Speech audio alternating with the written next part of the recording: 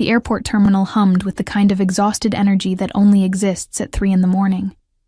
Fluorescent lights buzzing overhead, the acrid smell of burnt coffee mixing with industrial cleaner, and the rhythmic squeak of my worn sneakers against linoleum that had seen better decades. My feet ached in a way that went beyond physical pain, settling somewhere deep in my bones where exhaustion lived permanently. 12 hours into my shift, 4 more to go. I pushed the cleaning cart past gate 47, barely registering the scattered passengers slumped in their chairs like abandoned puppets. A baby cried somewhere in the distance. Someone's phone alarm wouldn't stop beeping. The world felt muffled, distant, like I was watching it through dirty glass. "Excuse me?" A voice cut through my fog, low, smooth, with an accent that wrapped around the English words like expensive silk. I seemed to have dropped something. I turned, already forming my customer service smile, the one that never quite reached my eyes anymore. Then I saw him. He stood near the window, backlit by the tarmac lights, and for a moment, my brain simply refused to process what I was seeing. Tall, easily over 6 feet, with dark hair that looked artfully disheveled in a way that probably cost more than my monthly rent. Sharp cheekbones cast shadows across his face, and his eyes. God, his eyes were the color of whiskey held up to firelight, assessing me with an intensity that made my breath catch. He wore what looked like a casual outfit. Dark jeans, a fitted black Henley, but there was nothing casual about the way the fabric draped over what was clearly an athletic build, or the way his leather jacket probably cost more than my car, if my car actually ran. What did you drop? My voice came out smaller than intended. His lips curved into something that might have been a smile if it had reached those unsettling eyes. My pen. It rolled under your cart, I think. I blinked, looking down at the industrial cleaning cart that held nothing but dirty rags, spray bottles, and the crushed dreams of every night shift worker. Sure enough, wedged against the wheel was a pen, but not just any pen. Even in the harsh terminal lighting, I could see it was the kind of writing instrument that belonged in a museum, all gleaming metal and what looked like actual diamonds. Oh. I crouched down, my joints protesting, fingers reaching for the pen. The metal was cold, heavy, obscenely expensive against my calloused palm. As I straightened, I caught a whiff of his cologne, something dark and woody with notes of bergamot and danger. If danger had a smell, it probably did, and it probably smelled exactly like this. Thank you. His hand extended, and I noticed things I shouldn't have noticed. No wedding ring, expensive watch, the kind with complications I couldn't name. A thin white scar running along his knuckles. Hands that had never pushed a mop or scrubbed a toilet. I placed the pen in his palm, careful not to touch his skin, but his fingers closed around mine anyway. The contact sent electricity up my arm, and I jerked back instinctively. You work hard. It wasn't a question. His eyes traveled over my faded uniform, lingering on the name tag that read, Emma, happy to help, in cheerful letters that mocked my exhaustion. How long is your shift? I should get back to work. Professional. Keep it professional. Don't think about how his voice makes your spine tingle. Don't notice how he's looking at you like you're something rare and interesting instead of invisible. Of course. He stepped back, but something in his posture suggested he wasn't used to people walking away from him. I'm waiting for a delayed flight, gate 52. Perhaps I'll see you again before I board. It should have sounded like a casual comment. It didn't. It sounded like a promise, or maybe a warning. I nodded, grabbing my cart and pushing it away with more force than necessary. My heart hammered against my ribs like it was trying to escape. Stupid. Getting flustered over some rich traveler who probably flirted with every cleaning lady he encountered, making them feel special for 30 seconds before forgetting they existed. But I could feel his eyes on me as I walked away, could feel them like a physical touch burning between my shoulder blades. The next hour passed in a blur of trash bins and bathroom checks.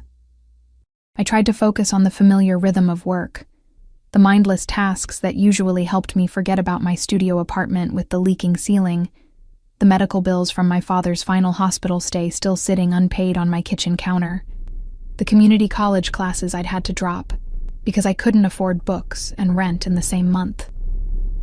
I tried. I failed. Because every time I turned a corner, I caught glimpses of him. Sitting at gate 52, laptop open, but his attention never quite on the screen. Always watching. Always aware. And he wasn't alone. I noticed that now.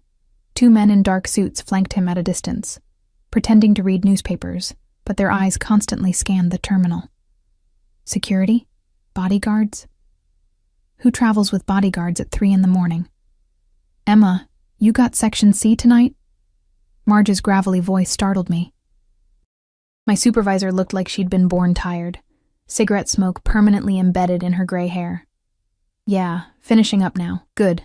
Some VIP requested the executive lounge be deep cleaned. Boss wants you on it. My stomach sank. The executive lounge meant dealing with rich passengers who looked through you like you were made of glass. Can't someone else? You're my best cleaner. Stop arguing and get your ass up to the 3rd floor. The executive lounge was everything the main terminal wasn't. Soft lighting, leather chairs that probably cost more than I made in a year, and the kind of hush that only money could buy.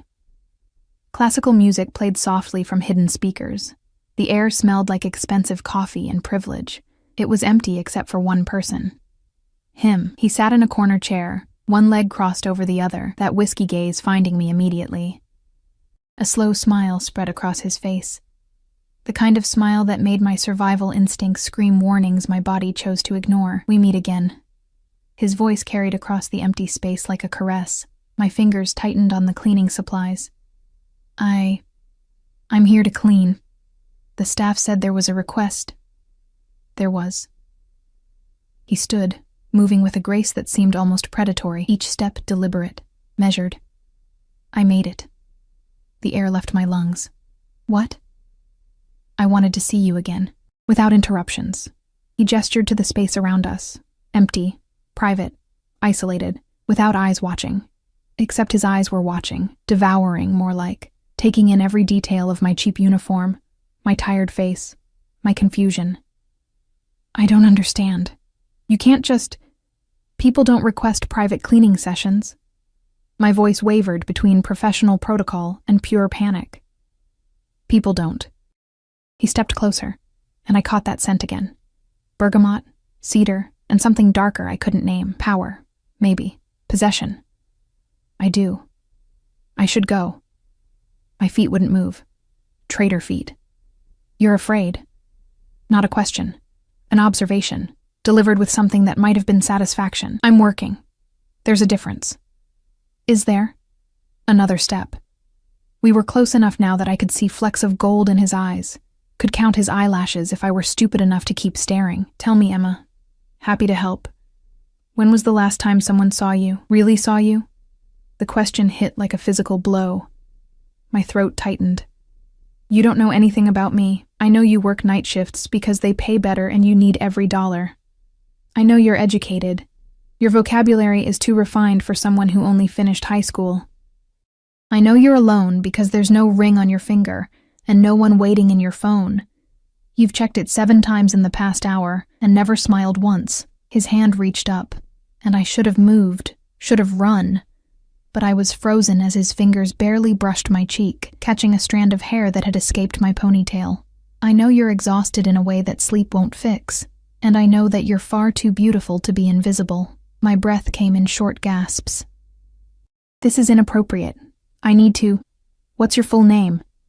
What? Your full name. The badge only says Emma. Emma. Emma Hartley. Why was I answering? Why wasn't I running? Emma Hartley. He repeated it like he was tasting wine, rolling each syllable around before swallowing it. Beautiful. It suits you. And yours? The question escaped before I could stop it.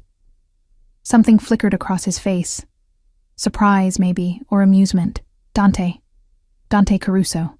The name landed between us like a stone dropping into still water, sending ripples I couldn't quite interpret.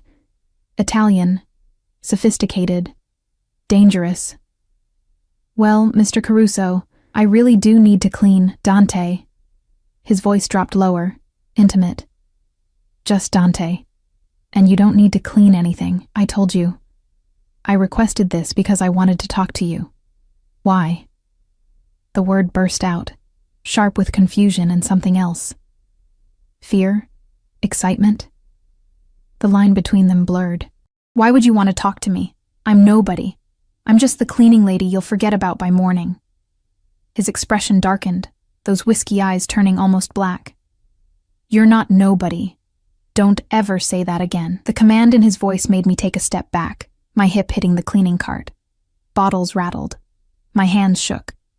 I'm sorry, I didn't mean to... To what? Offend him? This was insane. This whole situation was insane. Emma. He moved closer again, eliminating the distance I'd created. I'm going to be very honest with you. From the moment I saw you in that terminal, pushing that cart like the weight of the world was on your shoulders, I couldn't look away. Do you know how rare that is? How rarely someone captures my attention so completely? I shook my head mutely. Very rare. His hand came up again, this time cupping my jaw with a gentleness that contradicted everything about his intensity. His thumb brushed across my cheekbone, and I couldn't stop the small gasp that escaped. I want to know you. I want to understand what haunts those beautiful eyes. I want... His phone buzzed. Then again. The spell shattered. Dante's jaw clenched as he pulled out his phone, glancing at the screen. His expression shifted, still intense, but now laced with something harder, colder. He typed a quick response, and I noticed his security detail had appeared at the lounge entrance, their expressions urgent. I have to go. The words came out clipped, reluctant. My flight is ready. Relief and disappointment warred in my chest. Of course. Safe travels. He pocketed his phone but didn't move toward the door. Instead, he reached into his jacket and pulled out a business card. Black, expensive cardstock with silver lettering. My number. Private line. I stared at the card like it might bite. I can't... Yes, you can. He pressed it into my palm, his fingers wrapping around mine, warm and impossibly gentle for someone who radiated such controlled violence. Call me. Tomorrow. Day after. Whenever you're ready to stop being invisible. I don't even know you. Then get to know me. His smile returned, but there was something predatory in it now. Something that made my pulse spike. I promise you, Emma Hartley, I'm worth knowing. Before I could protest, before I could think, he leaned down. His lips brushed my forehead. Barely a touch, gossamer light, but it burned like a brand, like a claim. Then he was walking away, his security falling into formation around him, and I was left standing in the empty executive lounge, a black business card clutched in my trembling hand, and the ghost of his touch still tingling against my skin. I looked down at the card. Dante Caruso. No title. No company. Just a phone number embossed in silver. My phone buzzed in my pocket, a text from an unknown number. You're testing me by not having saved my number already. I look forward to hearing your voice, Emma. Soon. How did he get my number? My hands shook harder as reality crashed back. The fluorescent lights, the classical music, the scent of his cologne still lingering in the air like smoke. I was just a cleaning lady. He was... What? Who traveled with armed security and requested private meetings in executive lounges at 4 a.m? I should throw away the card, block the number. Forget this ever happened. Instead, I slipped the card into my pocket, feeling its weight like a dangerous secret. Outside the lounge windows, I watched a private jet taxi toward the runway. Sleek, black, expensive. As it turned, I caught a glimpse of someone standing at one of the windows. Even from this distance, even through tinted glass, I felt those whiskey eyes watching me.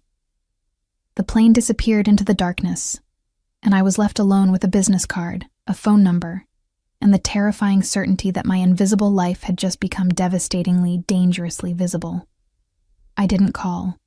For 3 days, that black business card sat on my kitchen counter like a coiled snake, beautiful and venomous.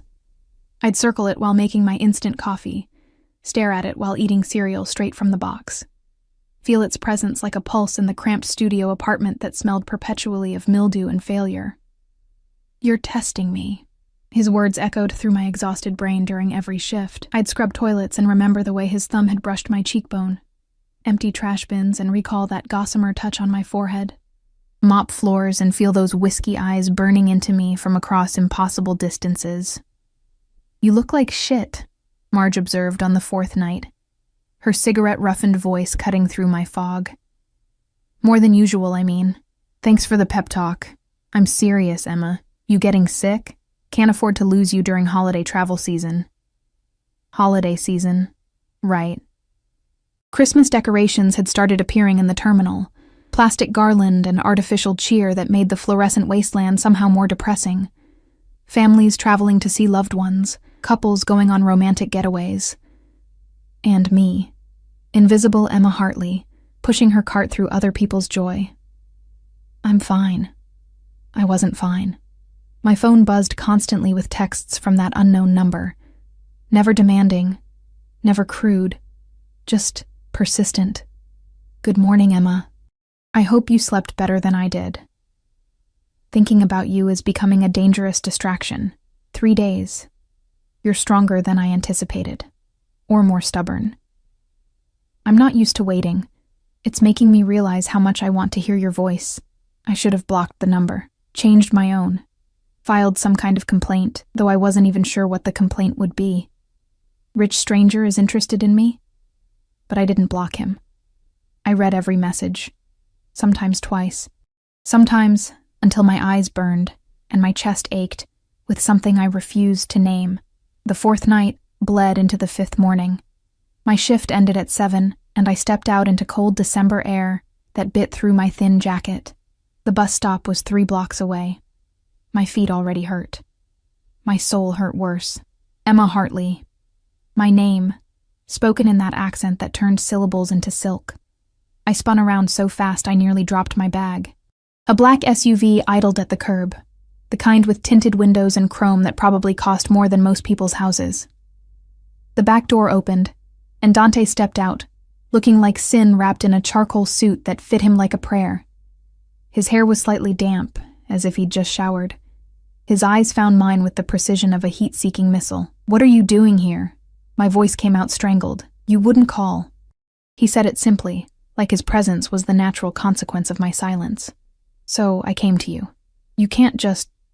This is stalking. This is me making sure you're safe." He gestured to the SUV. "You were going to take the bus, alone, in the dark, through a neighborhood with a crime rate I researched extensively." "You researched?" Anger flared, hot and clarifying.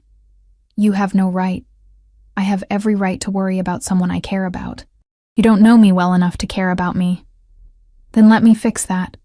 He stepped closer, and God help me I didn't back away. "Have breakfast with me. 1 hour, just talk. If after that you want me to disappear, I will." "You'll disappear?" Skepticism dripped from every word. "Just like that?" Something flickered across his face. Pain, maybe. Or recognition of a lie he wanted to tell but couldn't. "I'll try." The honesty of it disarmed me more than any smooth promise would have. "I look terrible. I smell like industrial cleaner. I haven't slept properly and you look beautiful." He said it with such conviction that I almost believed him. "And I don't care about anything except hearing what you have to say without fluorescent lights humming overhead." A man in a dark suit stood by the SUV's driver door, watching us with the blank expression of professional security. Another man sat in the front passenger seat, his attention on the street rather than us. "Who are you?" The question finally emerged, heavy with all the fear I'd been suppressing. "Really?" Dante's jaw tightened. "Have breakfast with me, and I'll answer every question you have. Honestly. Completely. Why should I trust you? You shouldn't." His brutal honesty caught me off guard again.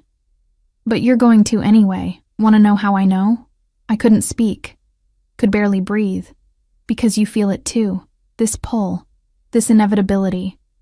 His hand reached out slowly, telegraphing every movement, giving me time to retreat. When I didn't, his fingers brushed mine. Barely contact. Everything contact. You've felt invisible for so long that now someone sees you, really sees you. And it terrifies you because terror is easier than hope. Tears burned behind my eyes. That's not fair. No, he agreed softly. Nothing about this is fair.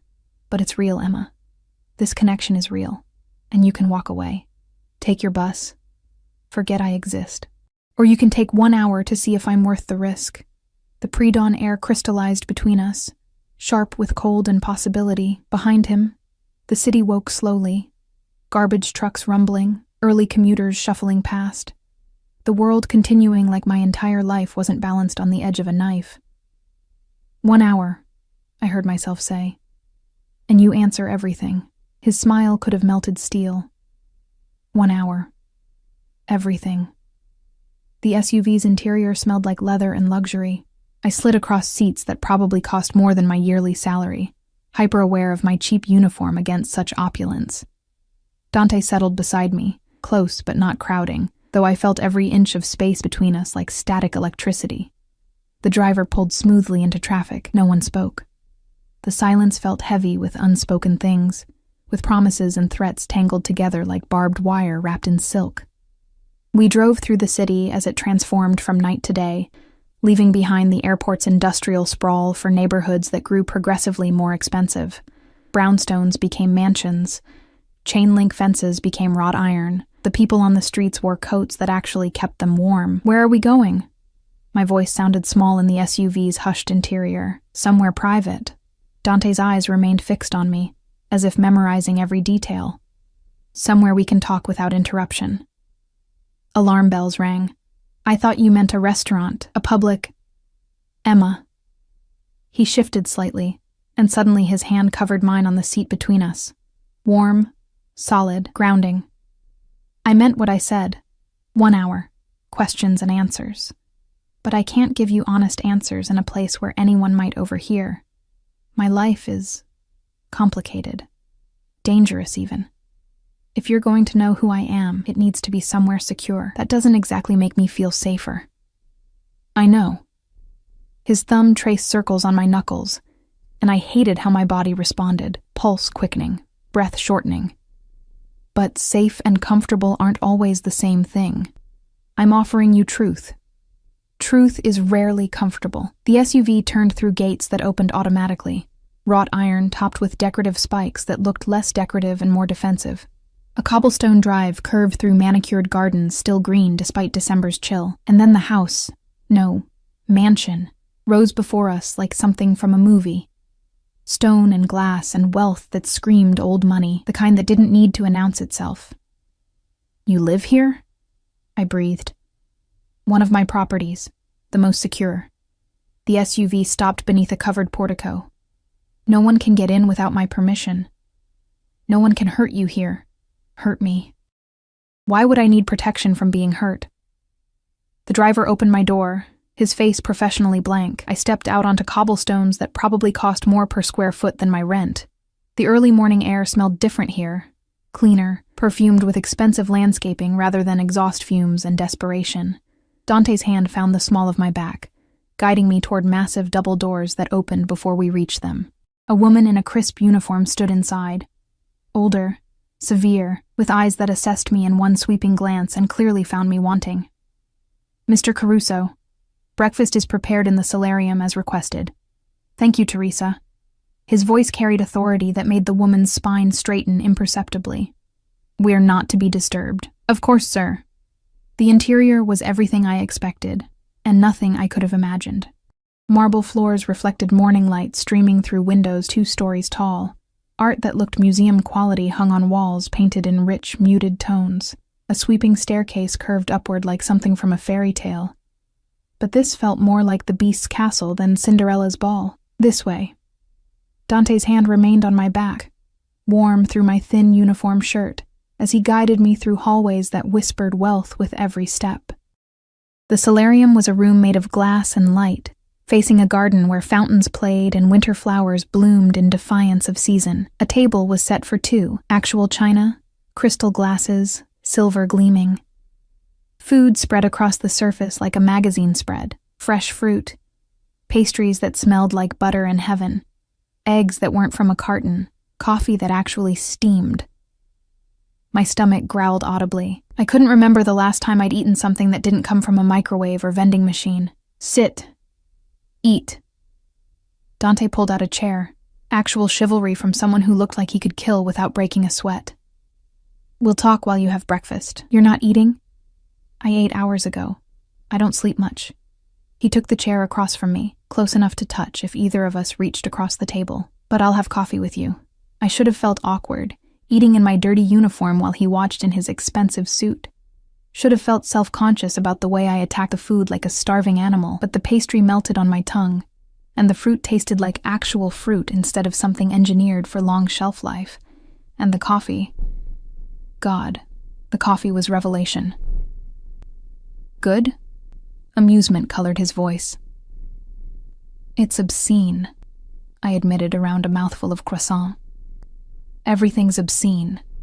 This house. This food. You, his eyebrow lifted. Me? Heat flooded my cheeks. I meant, this whole situation is obscene.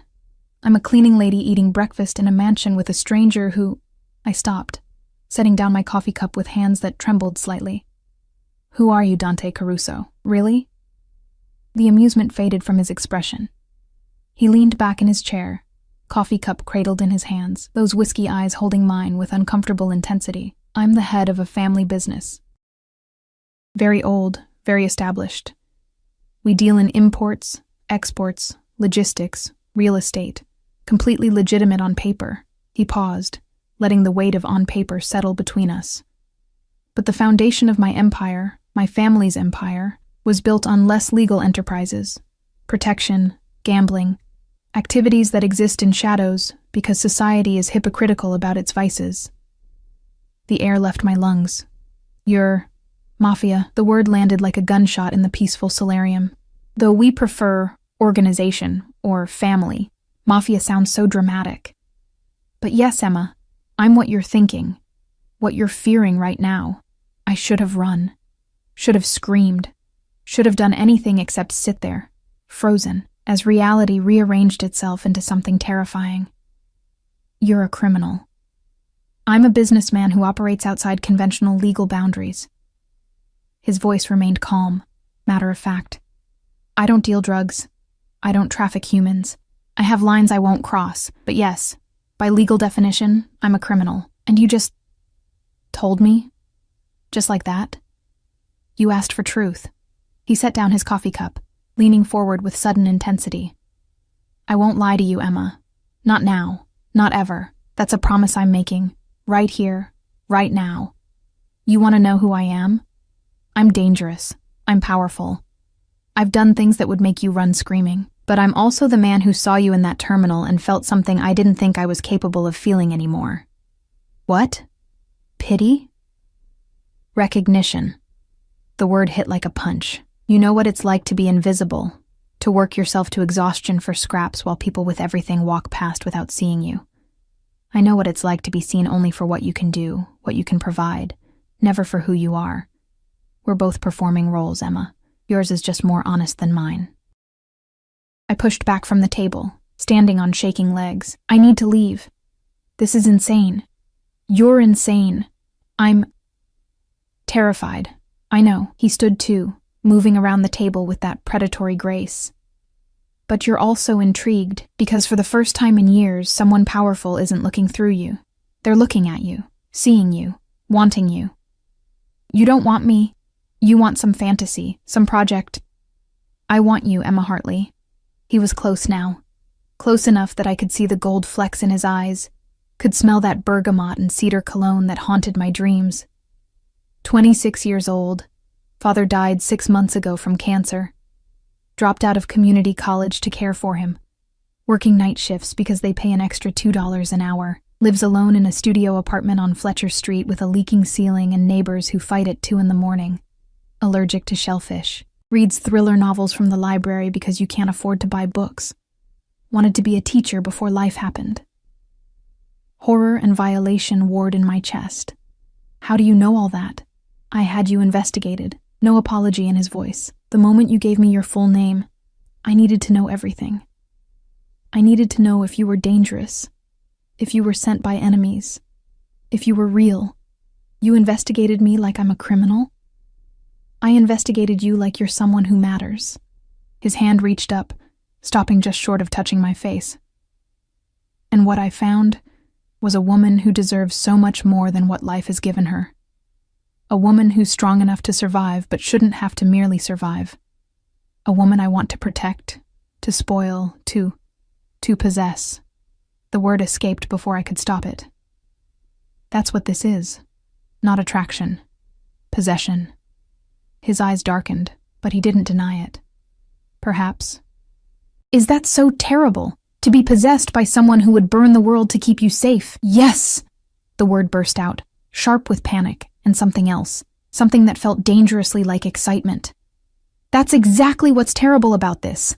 I'm not a thing to be possessed. I'm not some project for you to fix. You're right. His hand dropped. You're not. You're a person who deserves choice. So here's yours. I'll have my driver take you home. You'll never hear from me again. I'll erase my number from your phone. Disappear from your life as completely as I entered it. Or, you stay. You let me show you what your life could be. Not as my possession, as my partner. My equal in ways that matter, even if our worlds are oceans apart. His voice dropped lower, intimate. I'm offering you escape, Emma, not from your problems. I'll solve those regardless of your choice. Your father's medical bills, already paid. Your rent, covered for a year. Your car?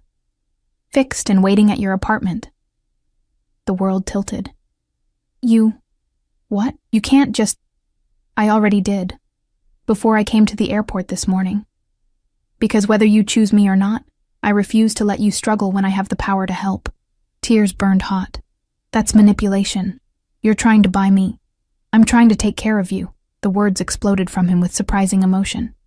You've taken care of everyone else your entire life. Your father. Your responsibilities. Your survival. When does Emma get taken care of?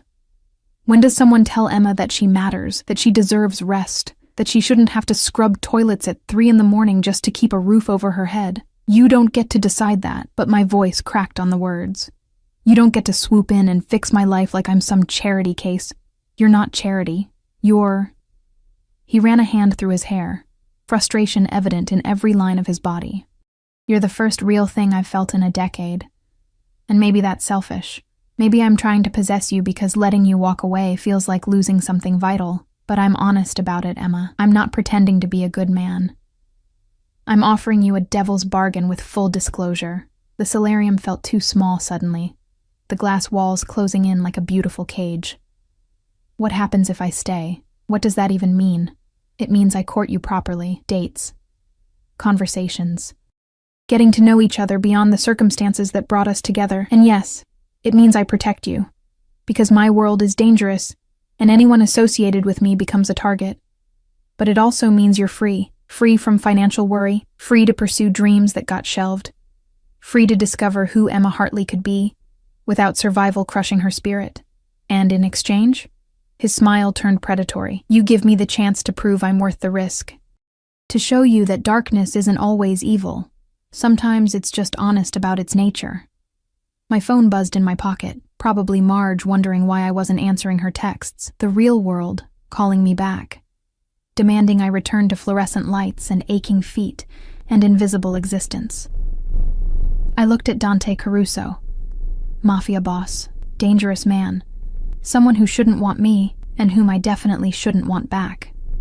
But I saw something in those whiskey eyes that terrified me more than his confession. I saw recognition. I saw hunger. I saw the same desperate loneliness that stared back at me from my bathroom mirror every morning. 1 month, I heard myself say. You get 1 month to prove this isn't insanity. But I keep working. I keep my apartment. I don't become dependent on you until I'm sure. Deal.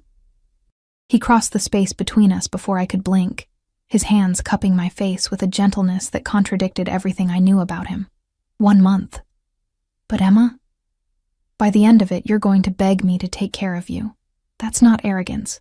That's a promise. Then his lips were on mine, possession and question tangled together, demanding and asking simultaneously. His mouth tasted like coffee and danger, and something addictive I couldn't name. My hands found his jacket lapels. Whether to push him away or pull him closer, I couldn't say. When he finally pulled back, we were both breathing hard. "You're testing me," he whispered against my lips, echoing his own words from days ago. And I love it. Outside the solarium's glass walls, the sun had fully risen, bathing the garden in golden light that felt like a beginning or an ending or both at once. The first week of my deal with the devil passed in a blur of contradictions that left me spinning. Dante kept his word. I continued working my night shifts, continued living in my apartment with its leaking ceiling, continued my life as if nothing had changed. Except everything had changed. The medical bills that had haunted me for months vanished like smoke. My landlord suddenly became accommodating about repairs. My ancient car not only ran but purred like it had been reborn. And every night, without fail, a black SUV appeared at the end of my shift. "You don't have to do this," I told Dante on the third night, sliding into the leather interior that no longer felt quite so foreign. "I can take the bus." His expression in the dim light was unreadable. "Humor me. The thought of you alone on public transportation at dawn makes me—" He stopped, jaw clenching. "Humor me." So I did. Because arguing with Dante Caruso about my safety was like arguing with a mountain about moving. Immovable. Absolute. Slightly terrifying in its intensity. He took me to breakfast after each shift. Never the mansion again. Instead, small cafes that opened early. Places with worn wooden tables and coffee that steamed in chipped mugs. Places that felt real, lived in. Nothing like the opulence of his world. "Tell me about your father," he said one morning, his fingers wrapped around a coffee cup, eyes intent on my face. The question caught me off guard. "Why?" "Because he shaped you. Because understanding him helps me understand you." He leaned back, that predatory grace evident even in stillness. "Because I want to know everything." So I told him. About my father's laugh that could fill a room. About how cancer had hollowed him out slowly, stealing pieces until only pain remained.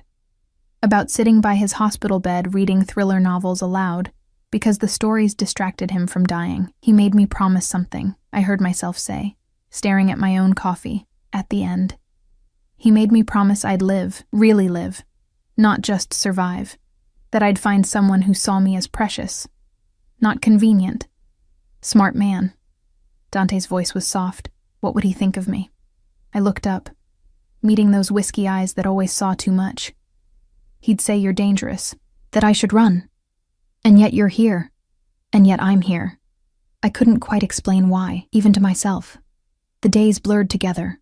Work, sleep, stolen hours with Dante where he'd appear without warning. At the library where I returned books, standing in the stacks like he belonged among stories and dust. At the grocery store where I counted pennies, suddenly beside me filling my cart with things I'd never have bought myself. "You're following me," I accused, equal parts annoyed and thrilled. "Protecting you," he corrected, dropping organic vegetables into my cart. "There's a difference." "Is there?" His smile was predatory. Not really. But it sounds better. His honesty was disarming. Most men would have lied, would have pretended their stalking was accidental. Dante owned it, wore it like armor, dared me to object, while his eyes promised he wouldn't stop regardless. "This is insane," I muttered, but I didn't tell him to leave. I couldn't, because beneath the fear, beneath the rational voice screaming warnings, something else was growing, something that felt dangerously like need. On the 8th day, everything shifted.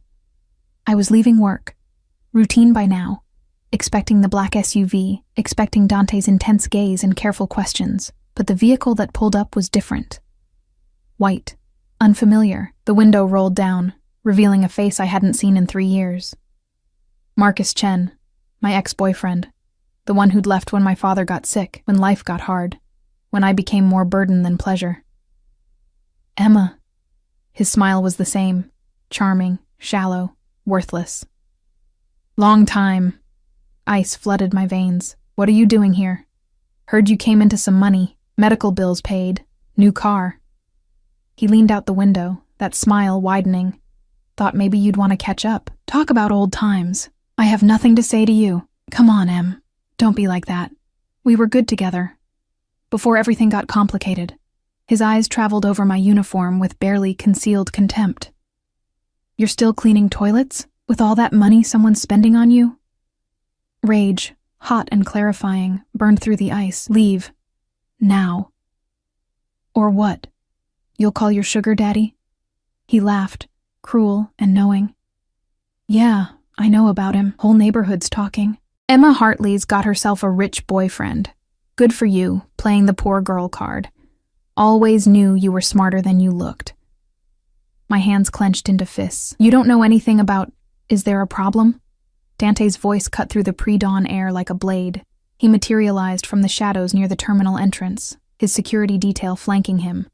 Silent, threatening, utterly focused. His expression was pleasant. His eyes promised murder. Marcus's smile faltered. Who the hell? The man who's been paying Emma's bills.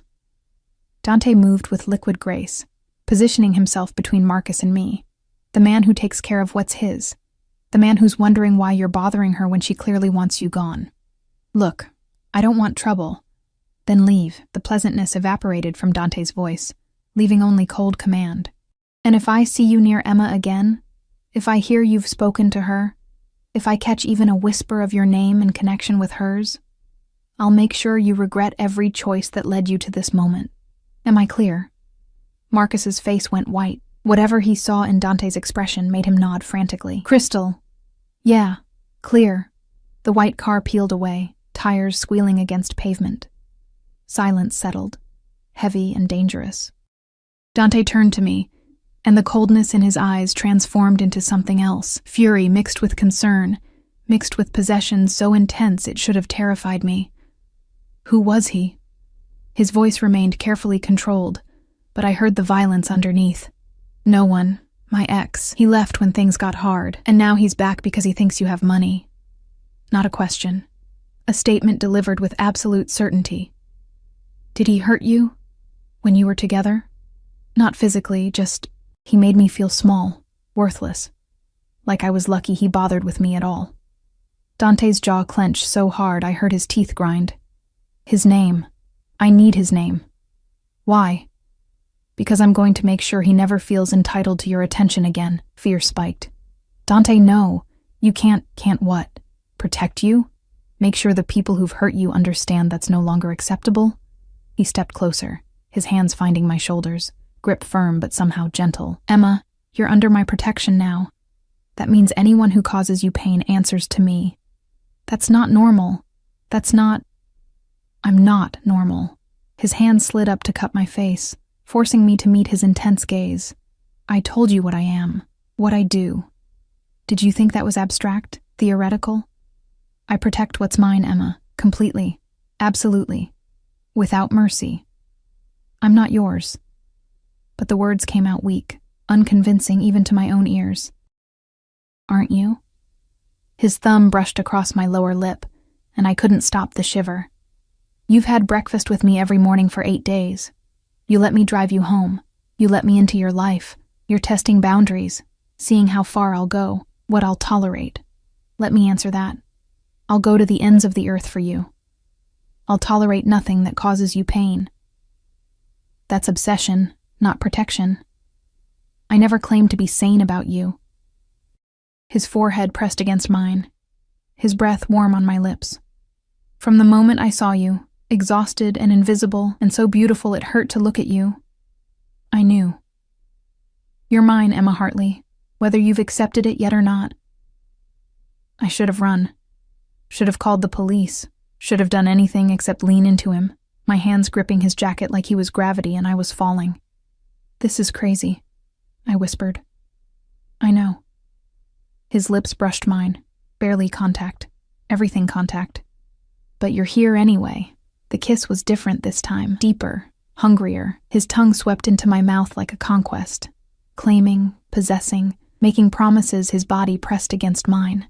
My back hit the terminal wall, his hands everywhere. My waist, my hair, my throat, touching like he needed to memorize every inch. Dante. His name was a gasp, a prayer, a surrender. Say it again. His mouth moved to my neck, teeth grazing sensitive skin. Say my name like that again. We're in public. I don't care. His hand slid under my jacket, palm flat against my spine, pulling me closer. Let them see. Let everyone know you're mine. Possession. Obsession. Madness. Every rational thought screamed warnings, but my body betrayed me, arching into his touch, craving more of whatever dangerous thing we were creating between us. His phone buzzed. Then again. Reality intruded like cold water. Dante pulled back with visible reluctance, his breathing harsh. He checked his phone, and his expression darkened immediately.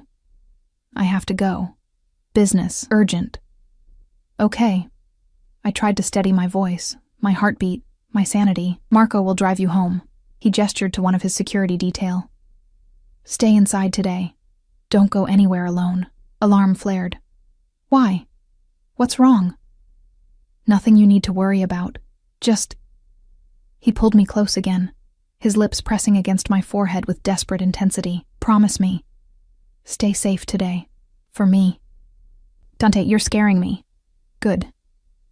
His eyes met mine, deadly serious. Fear keeps you careful. Careful keeps you alive. Promise me, Emma. I promise. He left in a different SUV, black, bulletproof, surrounded by even more security than usual. I watched until the vehicle disappeared, a knot of dread tightening in my stomach. Marco, the driver, was a mountain of a man with kind eyes. Come on, Miss Hartley. Let's get you home. The drive passed in silence, my mind spun with questions, fears, the ghost of Dante's touch still burning on my skin. When we reached my apartment building, Marco insisted on walking me to my door, checking inside before nodding approval. Lock everything. Don't open for anyone but Mr. Caruso or his men. You have his number? Yes. Use it if anything seems wrong, anything at all. His expression was grave. He'd never forgive himself if something happened to you. After Marco left, I locked the door and leaned against it, my apartment suddenly feeling like a cage instead of a sanctuary. The afternoon sun streamed through windows that needed washing. Dishes sat in the sink. Laundry overflowed the hamper. Normal life. Except nothing felt normal anymore. My phone rang. Dante's number lighting up the screen. Are you home?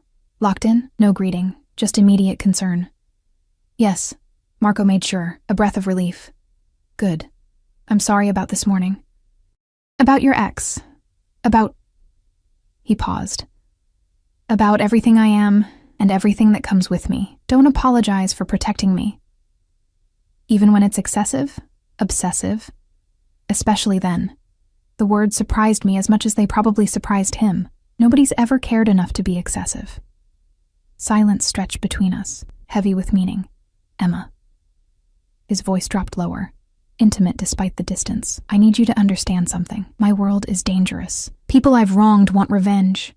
Rivals want leverage. And you're the perfect leverage, because hurting you would destroy me. Should I be hearing this? Yes. Because I won't lie to you, remember? You deserve to know what you're getting into. What I'm dragging you into just by wanting you. Maybe I want to be dragged. His sharp intake of breath was audible. Don't say things like that unless you mean them. I mean them. And I did. God help me, I did. I'm terrified. You're insane. This whole situation is impossible. But I stopped, unsure how to articulate the feeling growing in my chest like something alive and dangerous. But you feel it too. He finished the thought.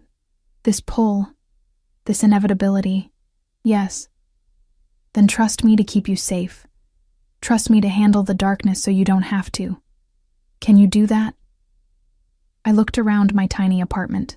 Safe, familiar, suffocating. Thought about my life before Dante, invisible, exhausted, alone. Thought about my father's final words. Promise me you'll live, really live. I can try. That's all I ask. His voice softened.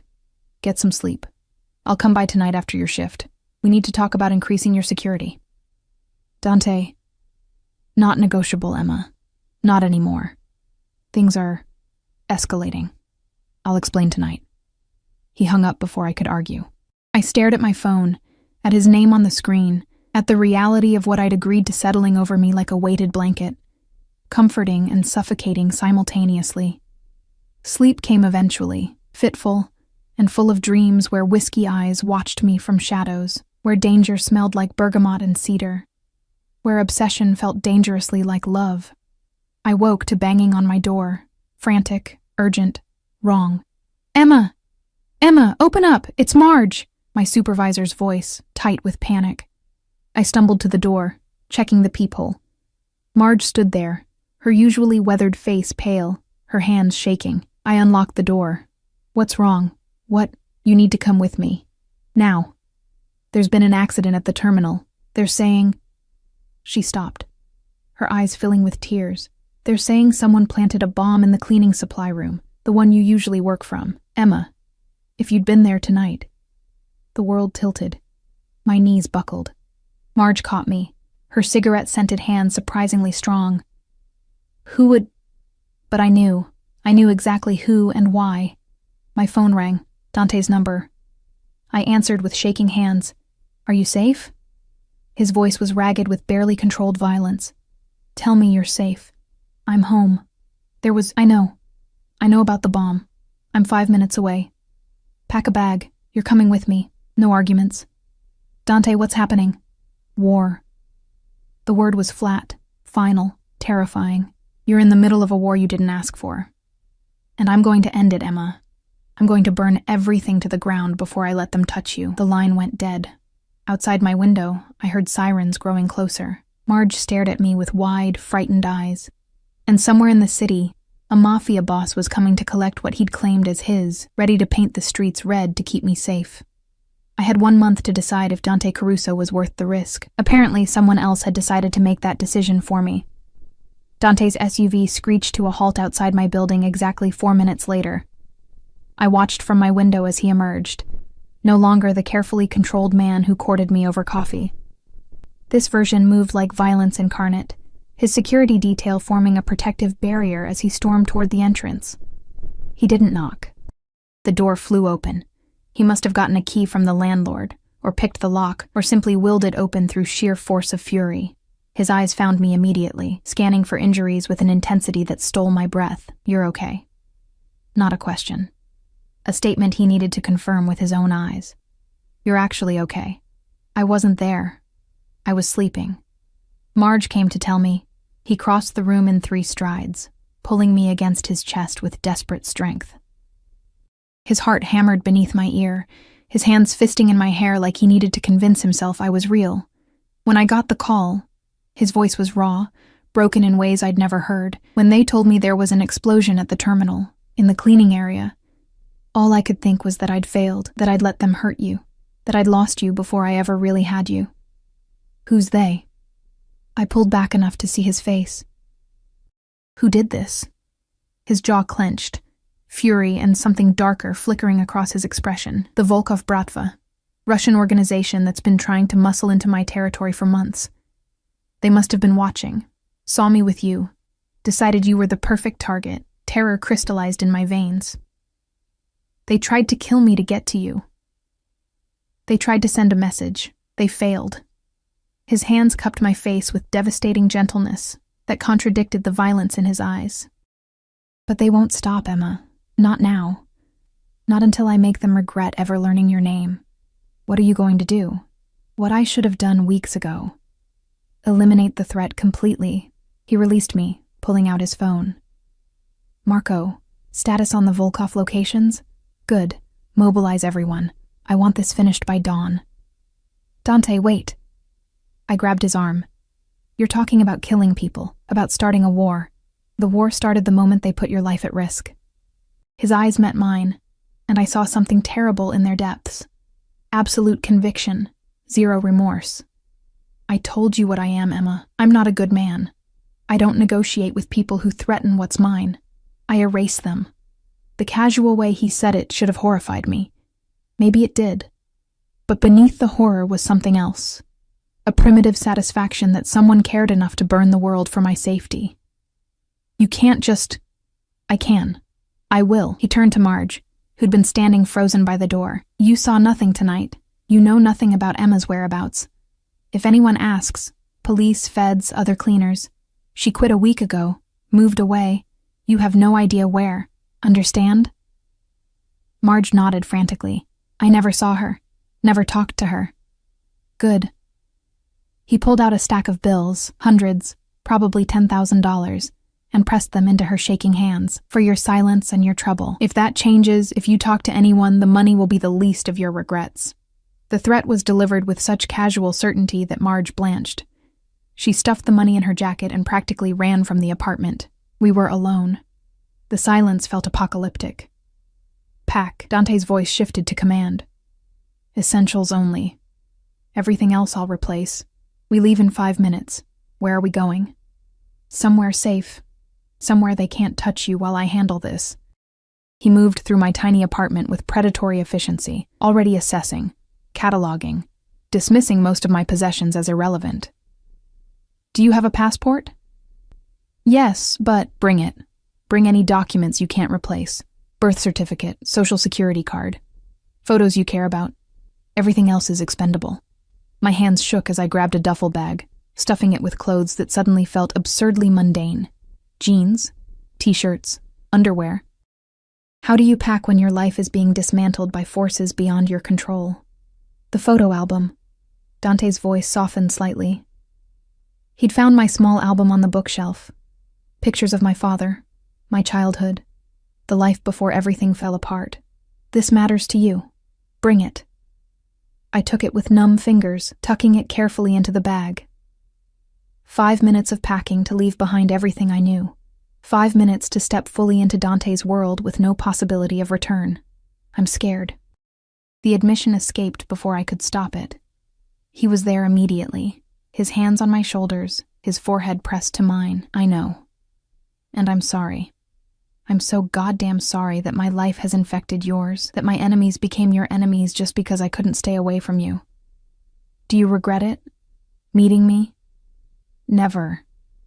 The word was absolute. Even knowing it put you in danger, even knowing what's coming, I'd do it again.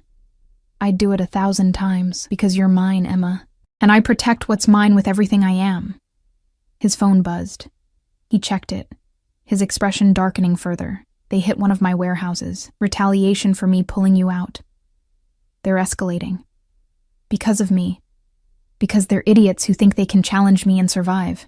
He grabbed my bag, slinging it over his shoulder. Come on. The longer we stay, the more risk. The hallway was eerily empty as we descended. Dante's security had already cleared the building, positioned at strategic points, weapons barely concealed. This was military precision, organized violence. The machine of his empire functioning with terrifying efficiency. The SUV waited, engine running, surrounded by 3 other identical vehicles. A convoy, an army mobilizing for war. Which one? I asked. Middle vehicle. The others are decoys in case they try to follow. He helped me inside, sliding in beside me. The door closed with a heavy thunk. Bulletproof, I realized. Armored. Built to withstand attacks. We pulled away from my building, from my old life, from everything familiar. I watched through tinted windows as my neighborhood disappeared, replaced by increasingly affluent streets, then highways, then roads I didn't recognize. Where are we actually going? I asked after 20 silent minutes. My estate outside the city, 40 acres, completely secured, state-of-the-art surveillance. Nothing gets in or out without my knowledge. He reached for my hand, his fingers interlacing with mine. You'll be safe there while I handle the Volkov situation. How long will that take? As long as necessary. His thumb traced circles on my palm. Could be days. Could be weeks.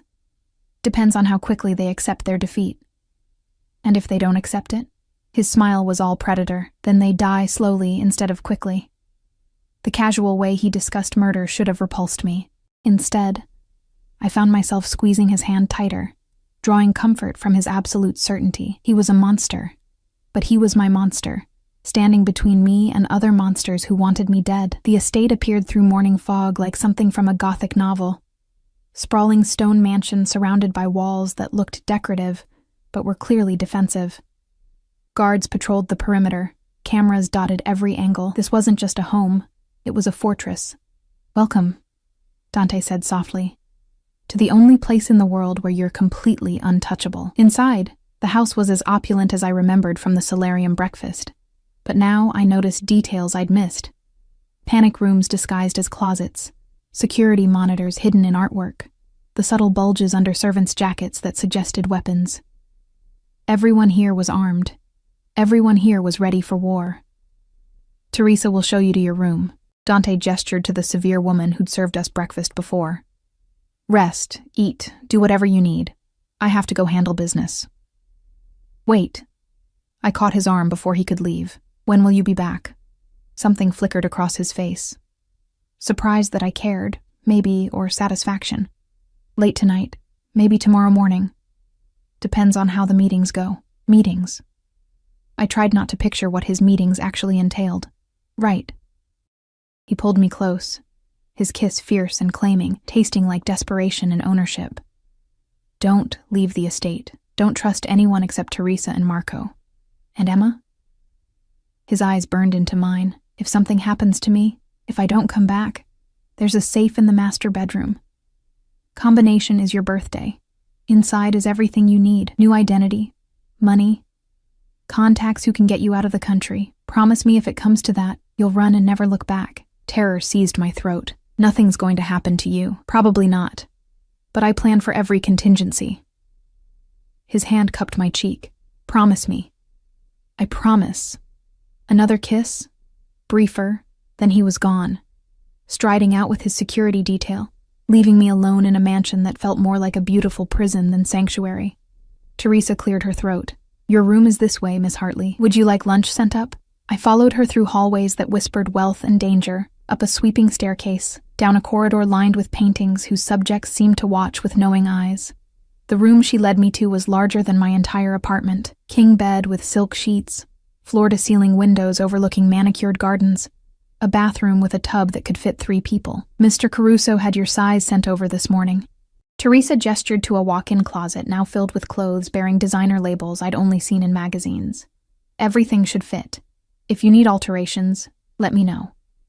He did all this in 4 hours? Mr. Caruso is very efficient when motivated. Her expression softened fractionally. He cares for you. I've never seen him like this about anyone. You've known him long? Since he was a boy. I raised him after his parents died. She moved to the windows, adjusting curtains. He's dangerous, Miss Hartley. Violent. Capable of terrible things. But he's also fiercely loyal to those he loves. If you're under his protection, you're safer than you'd be anywhere else in this world. And if I'm the reason he gets hurt, then you'll understand exactly what it means to be loved by a man like Dante Caruso. She headed for the door, pausing at the threshold. Lunch in an hour. Don't try to leave the estate. The guards have orders to keep you here. Gently if possible. The door closed with a soft click, leaving me alone in luxurious captivity. I explored the room like a prisoner mapping their cell, tested the windows, locked, checked the bathroom, obscenely opulent, examined the closet, clothes in exactly my size, which should have been romantic but felt like surveillance. My phone sat on the bedside table, deliberately placed by someone. When I picked it up, I found only one contact remaining. Dante. He'd erased everything else, my old life, my contacts, anything that could tie me to the person I used to be, protecting me or controlling me. Maybe both. Maybe there was no difference anymore. Hours crawled past. Lunch arrived on a silver tray, food I couldn't taste. Afternoon faded to evening. I tried on clothes that fit perfectly. Each garment a reminder that Dante knew my body better than I'd realized. Had he watched me that carefully, measured me with his eyes during those breakfast conversations? Night fell. Still no word. I stood at the window, watching security patrols cross the grounds with military precision, and tried not to imagine what Dante was doing, tried not to picture blood on his hands, bodies falling, the violence he wielded so casually in my defense. My phone rang at midnight. Dante's name lit up the screen. Are you safe? I answered immediately. His laugh was dark, exhausted. Worried about me, sweetheart? Don't call me that when I can hear gunfire in the background. Just firecrackers. Celebratory. But I heard the lie in his voice, heard the strain. The Volkov leadership is negotiating. It's going well. You're hurt. Silence. Then, how do you know? I can hear it in your voice. How bad? Nothing that won't heal.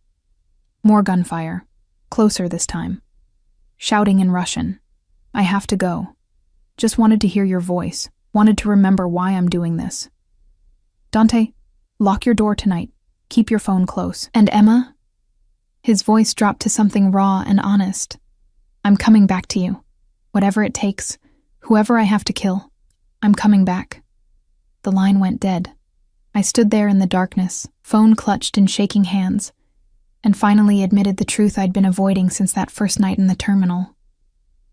I was falling in love with a monster. And the most terrifying part was that I didn't want to stop. Dawn broke over the estate in shades of gold and crimson, beautiful and ominous, like blood diluted in honey. I hadn't slept, had spent the night pacing my gilded cage, jumping at every sound, imagining worst-case scenarios with vivid clarity. The door opened without warning. I spun around, heart hammering. Dante stood in the doorway, and my breath caught. His suit was ruined, blood spatters across the white shirt, jacket torn at the shoulder, a cut above his eyebrow that had stopped bleeding, but looked vicious. His eyes were hollowed with exhaustion, and something darker, the aftermath of violence, the residue of things he'd done and couldn't undo. You're alive, the words tumbled out, relief and fury tangled together. I'm alive. He stepped inside, closing the door. The Volkov Bratva is no longer a concern. Their leadership is dead. Their organization is scattered. You're safe, Emma. Completely safe. You killed them. Not a question. I erased them. He said it without remorse, without apology. Every single person who knew your name, who might have seen your face, who could have posed a threat, they don't exist anymore. I should have been horrified, should have run screaming. Instead, I crossed the room and wrapped my arms around him, holding tight despite the blood, despite everything. You're insane, I whispered against his chest. I know. His arms came around me, crushing me close.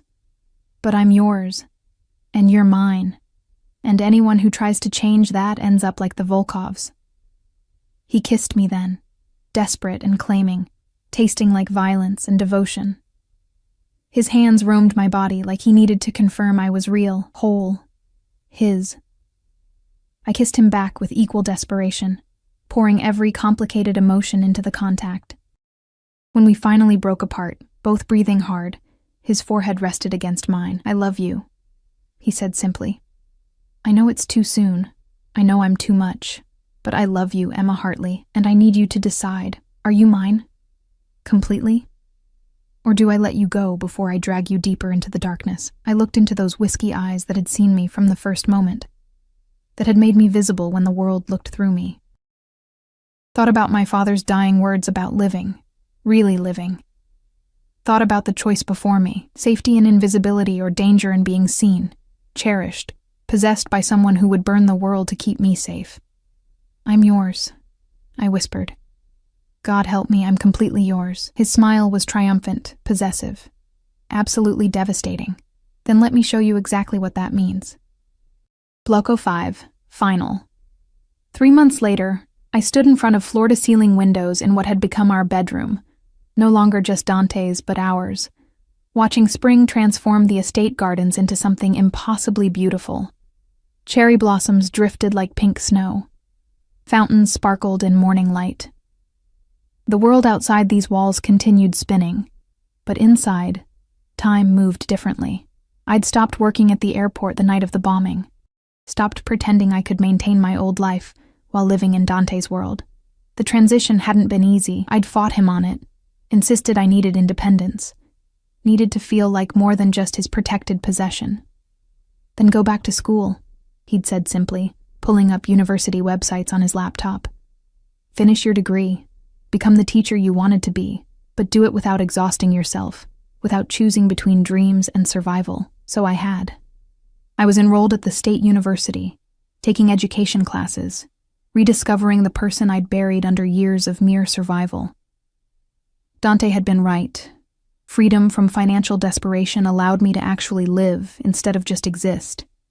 But it hadn't all been easy adjustments and romantic gestures. The nightmares came first, vivid dreams of bombs, of men with guns, of Dante not coming back from one of his business trips. I'd wake screaming, and he'd be there immediately, pulling me against his chest, whispering promises in Italian I didn't understand but felt in my bones. "I've got you," he'd murmur into my hair. "Always. Nothing's taking you from me." Then came the reality of his world seeping into mine. The armed guards who followed me to campus. The background checks on every friend I made. The way people looked at me once they realized who I belonged to. Fear, respect, calculation. "They're using you," I'd accused Dante after a study group invitation turned out to be someone's daughter trying to get her father's gambling debts forgiven. "Everyone wants something from you through me." His expression had darkened dangerously. "Then I'll make it clear that using you has consequences. Permanent ones. You can't threaten everyone who talks to me. Watch me."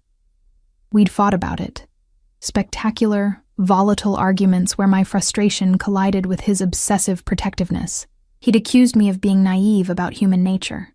I'd accused him of being paranoid and controlling. Both of us were right.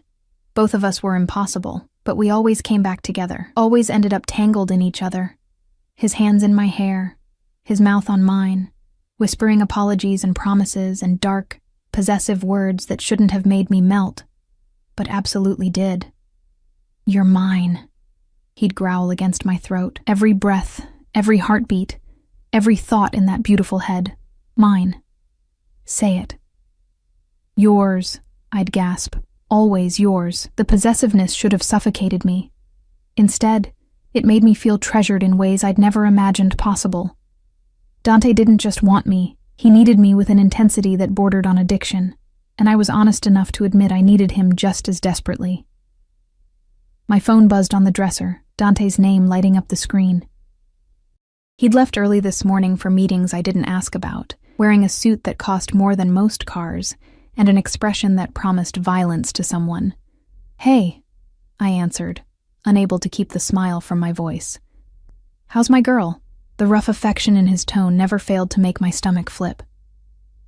"Your girl is trying to write a lesson plan and getting distracted by the obscene luxury you insist on surrounding her with." His laugh was dark and satisfied. "Good. You should be distracted by thoughts of me. I'm certainly distracted by thoughts of you." Dante. Warning and invitation tangled in his name. "I'll be home by noon. Wear the green dress. We're going out." "Where? You'll see. Trust me?" I looked around our bedroom, at the life we'd built from violence and obsession and something that had grown into genuine, terrifying love. Always. "That's my girl." He paused, and I heard voices in the background, tension creeping into his tone. "I have to go. Stay on the estate today. Marco and Teresa are there if you need anything." "Is everything okay?" "Everything's fine. Just some loose ends to handle." The lie was smooth, practiced. "I love you, Emma. I love you too." The call ended, leaving me staring at my phone with familiar unease. Loose ends in Dante's vocabulary usually meant something violent, something he shielded me from but couldn't entirely hide. I'd learned to read the signs, the tension in his shoulders when he returned home, the blood he thought he'd washed away but lingered under his fingernails, the darkness in his eyes that took hours of holding me to fade. I was in love with a monster, but he was my monster, and I'd stopped trying to reconcile that contradiction. The morning passed slowly. I worked on my lesson plan, teaching methods for elementary students, innocent and normal and surreal given my current reality. Teresa brought lunch on a silver tray, her expression unreadable. "Mr. Caruso called. He'll be delayed. Dinner instead of lunch." Something in her tone made my spine straighten. "Is he in danger?" "Mr. Caruso is always in some danger, Miss Hartley. It's the nature of his position." She set down the tray with precise movements. "But he's also very good at surviving. 20 years in this life, and he's never lost a fight that mattered." "What about fights that didn't matter?" Her expression softened fractionally. "Those he walked away from. For you." He's changed since you came into his life. Softer in some ways, more dangerous in others. How can he be both? Because now he has something worth protecting beyond his empire. You make him vulnerable, Miss Hartley. And a vulnerable Dante Caruso is far more lethal than an invincible one. She left before I could process that, leaving me alone with lunch I couldn't eat and thoughts that spiraled into worry. Hours crawled past. I tried reading. A thriller novel that felt absurdly tame compared to my actual life. Tried studying. Tried not checking my phone every 30 seconds for updates that didn't come. 4 o'clock became 5. 5 became 6. Still no word. At 7, I called him. The phone rang once before going to voicemail. Disconnected or declined. My stomach dropped. Marco! I found Dante's head of security in the kitchen, talking quietly with 2 other guards. Have you heard from Dante? His expression was carefully neutral. Not in the past hour, Miss Hartley. But that's not unusual during negotiations. What negotiations? What's really happening? I can't discuss Mr. Caruso's business with you. His orders. Frustration burned hot. I'm not some child to be protected from reality. If he's in danger, if Mr. Caruso is in danger, there's nothing you can do except wait here where he knows you're safe. Marco's voice gentled slightly. That's the hardest part about loving a man like him, Miss Hartley. Learning to trust that he'll come back. I wanted to scream. Wanted to demand answers. Wanted to storm out and find Dante myself. But I was trapped. By his protection. By my own helplessness in his violent world. By the terrible understanding that my presence might make things worse instead of better. So I waited. Paced the bedroom until my feet ached. Watched the sun set in colors that reminded me of blood and fire. Tried not to imagine worst-case scenarios that played like horror movies behind my eyes. At 9:30, I heard vehicles on the drive. Multiple engines. Urgent movements. My heart hammered as I ran to the window. 3 SUVs pulled up to the entrance, and my breath stopped entirely. Dante emerged from the middle vehicle. Alive, upright, but clearly injured. His left arm hung at an odd angle. Blood soaked through his shirt. His face was a mask of controlled pain and fury. Marco and 2 other men supported him as he climbed the front steps, moving with the careful precision of someone holding themselves together through sheer will. I flew down the stairs, taking them 2 at a time, terror and relief warring in my chest. Teresa tried to stop me at the bottom, but I pushed past her, bursting into the foyer just as they were helping Dante through the door. Oh my God! The words came out strangled, his head snapped up, those whiskey eyes finding me immediately. Despite the pain, despite the blood, his expression softened. I'm okay. It looks worse than it is. You're covered in blood. Most of it's not mine. He tried to smile, failed. Emma, I need you to go upstairs. Absolutely not. I was at his side before anyone could stop me, my hands hovering over him, terrified to touch and cause more pain. What happened? Ambush. Remnants of the Volkov organization seeking revenge. His jaw clenched as Marco helped him toward the study. They're dealt with. Permanently. But I took a bullet to the shoulder and my arm's broken. You need a hospital. I have a doctor coming here. Hospitals ask questions. He let them guide him to a leather sofa, his face going gray with pain as they lowered him down. Emma, please. I need you to not look at me like that. Like what? Like you're watching me die. His good hand reached for mine, grip surprisingly strong. I'm not dying. I've survived much worse. That's not comforting. The doctor arrived within minutes, a severe woman who clearly knew Dante well and had no patience for emotional scenes. She ordered everyone out except Marco, but I planted my feet and refused to budge. I'm staying. Dante's expression was unreadable. Emma, I'm staying. Each word came out sharp, brooking no argument. You don't get to shut me out of this part. If I'm yours, if this is my life now, then I'm here. For all of it. Something shifted in his gaze. Surprise, pride, possession. All right. But it's not going to be pretty. He was right. Watching the doctor dig the bullet from his shoulder, listening to his sharp intakes of breath that were the only indication of pain, seeing the damage close up, it was horrific. But I held his good hand through all of it, grounding him, refusing to look away even when everything in me wanted to run. "You're stronger than I gave you credit for," he said afterward, voice rough from pain, and probably the whiskey they'd given him for it. His shoulder was bandaged, arm set in a cast, bruises already blooming across his ribs. Most people can't watch that without fainting. Most people aren't in love with someone who gets shot at regularly. I sat beside him carefully, mindful of his injuries. "This is what you meant, isn't it? When you said your world was dangerous?" "Yes." No deflection. No softening of the truth. "This is my reality, Emma. Violence, retaliation, constant vigilance. I can protect you from most of it, but I can't promise you'll never see me like this again." "Then don't promise." I took his good hand in both of mine. "I don't need false promises. I need honesty. I need to know when you're in danger so I'm not blindsided. I need to be your partner, not your protected princess in a tower." His thumb traced circles on my palm. "If I tell you everything, you'll worry constantly. I already worry constantly. At least if I know, the worry won't come with lies." He studied me for a long moment, those whiskey eyes seeing everything as always. Finally he nodded. "All right. Partnership. Honesty. But Emma," his grip tightened, "you have to understand that some things I do, you won't be able to accept. Some choices I make will horrify you. Can you live with loving someone whose hands are perpetually covered in blood?"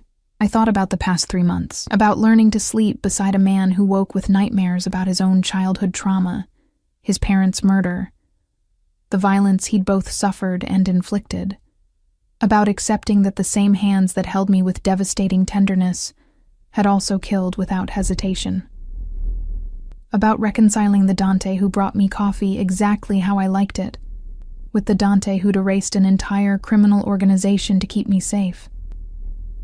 "I already do," I said softly. "I love you exactly as you are. Monster and man, violence and devotion, all of it." His expression cracked, vulnerability bleeding through the controlled facade. "I don't deserve you. Probably not. But you're stuck with me anyway." He pulled me closer with his good arm, mindful of his injuries, and kissed me with something that felt like reverence. Like I was salvation he didn't deserve but couldn't release. "Marry me," he whispered against my lips. The world stopped. "What?" "Marry me, Emma Hartley. Not because I'm trying to possess you, though God knows I want to. Not because it makes sense or follows any reasonable timeline, but because tonight, bleeding and broken, the only thing I could think about was getting back to you. You're my home, my reason, my everything. So marry me, and let me spend the rest of my life proving I'm worth the risk." Tears burned hot. "That's not a proposal. That's manipulation through emotional vulnerability. It's the truth." His forehead pressed to mine. "Say yes, or tell me no, and I'll ask again tomorrow, and every day after until you say yes, because I'm nothing if not persistent when I want something." "You're insane." "Say yes anyway." I looked into those eyes that had seen me from the very first moment, thought about my father's dying wish for me to really live, thought about the choice before me, safe invisibility or dangerous visibility, comfortable loneliness or terrifying love. "Yes," I whispered. "Yes, I'll marry you, you obsessive, overprotective, impossible man." His smile could have lit the darkness. "I need to get you a ring, something obscene and beautiful. Something everyone sees and knows you're mine. But I need to give it to you." His hand cupped my face. "I need everyone to know that Emma Hartley belongs to Dante Caruso. That she chose the monster. That she's untouchable because hurting her means facing something worse than death. You really are a caveman. I prefer traditional." His thumb brushed across my lower lip. "But yes, you make me primitive, possessive, desperate to mark you as mine in every possible way."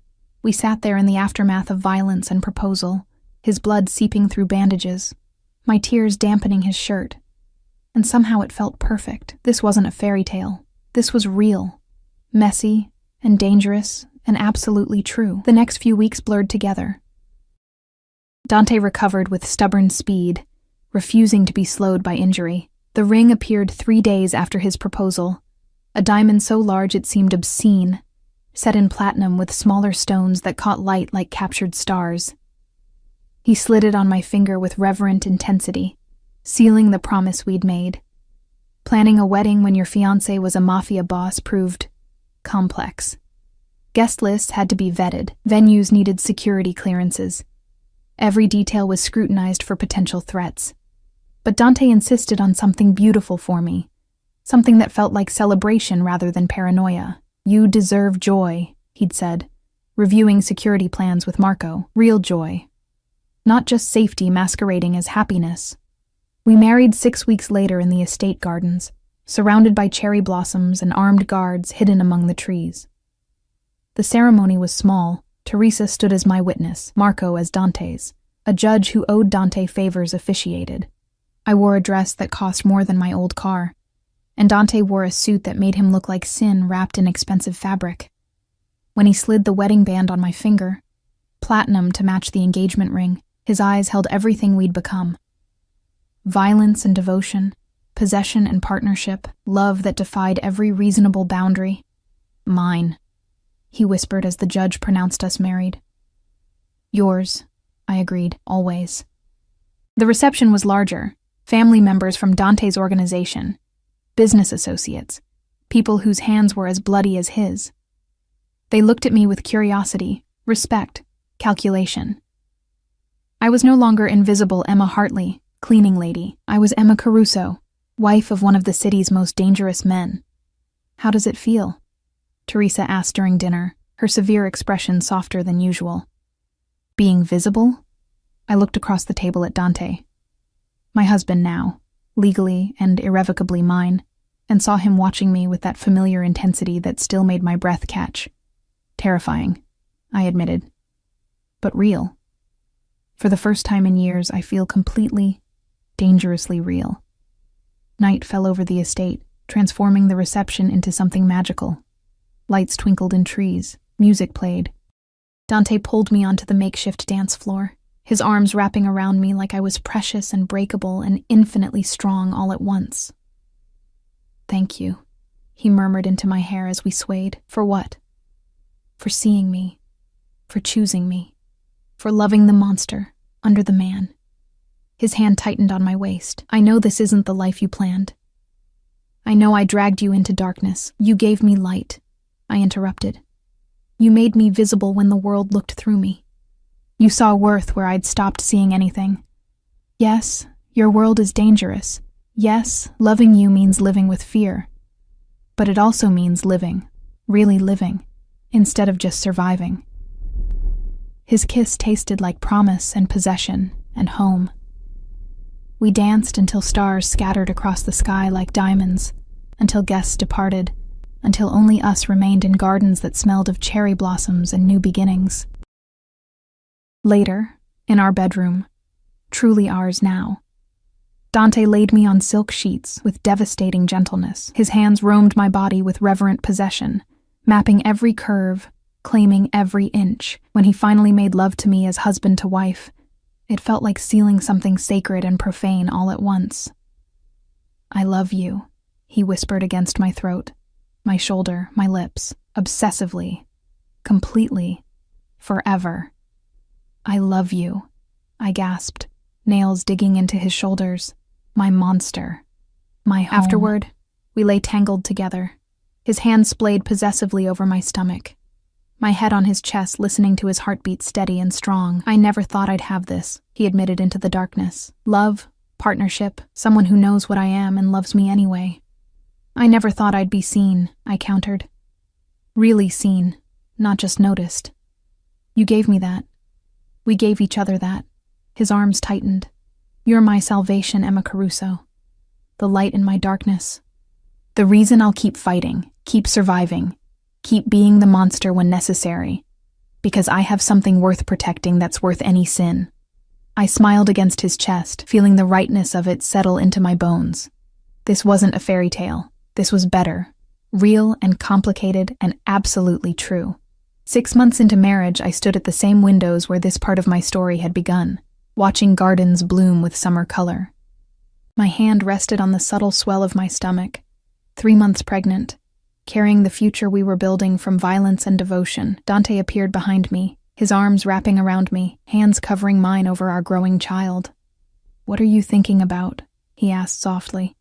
"That night in the terminal, when you dropped your pen and looked at me like I was something rare instead of invisible." I leaned back into his warmth. If someone had told me that moment would lead here, to you, to this life, to us, I never would have believed them. Would you have run if you'd known? I thought about it honestly, about the violence and danger and obsessive possession, about the love and security and finally being seen. "No," I said finally. "I'd have stayed. Because you're worth every risk, Dante Caruso. You always were." His lips found my temple, my cheek, my lips. Soft kisses that promised forever. Outside, the world continued spinning. Dangers lurked. Enemies plotted. Darkness existed in corners and shadows. But here, in our fortress made of stone and love and absolute certainty, we were untouchable. I was no longer invisible Emma Hartley, drowning in survival. I was Emma Caruso, seen, loved, possessed by a man who would burn the world to keep me safe, and I wouldn't have it any other way.